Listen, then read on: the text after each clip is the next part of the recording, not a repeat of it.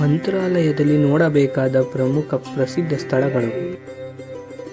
ಮೊದಲನೇದಾಗಿ ತುಂಗಭದ್ರಾ ನದಿ, ಎರಡನೇದು ಗುರು ರಾಘವೇಂದ್ರ ಸ್ವಾಮಿಗಳ ಮಠ, ಮೂರನೇದು ಅಭಯ ಆಂಜನೇಯ ಸ್ವಾಮಿ ದೇವಸ್ಥಾನ, ನಾಲ್ಕನೇದು ಪಂಚಮುಖಿ ಆಂಜನೇಯ ಸ್ವಾಮಿ ದೇವಸ್ಥಾನ, ರಾಯರು 12 ವರ್ಷ ತಪಸ್ಸಿದ್ದ ಸ್ಥಳ, ಐದನೇದು ಬಿಚ್ಚಾಳೆ, ರಾಯರ ಗುರುಗಳಾದ ಅಪ್ಪಣ್ಣಾಚಾರ್ಯರು ವಾಸವಿದ್ದ ಸ್ಥಳ, ಆರನೇದು ರಾಯರು ವಾಸವಿದ್ದ ಮನೆ, ಏಳನೇದು ಶ್ರೀ ಲಕ್ಷ್ಮೀ ದೇವಿ ದೇವಸ್ಥಾನ, ಅಭಯ ಆಂಜನೇಯ ಸ್ವಾಮಿ ದೇವಸ್ಥಾನದ ಪಕ್ಕದಲ್ಲೇ ಇರುವ ಲಕ್ಷ್ಮೀ ದೇವಿ ದೇವಸ್ಥಾನ, ಅಲ್ಲಿ ಲಕ್ಷ್ಮೀ ದೇವಿ ಒಡಮೂಡಿರುವ ಸ್ಥಳ.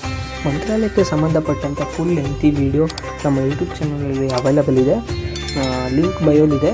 ದಯವಿಟ್ಟು ಎಲ್ಲರೂ ನೋಡಿ, ಲೈಕ್, ಶೇರ್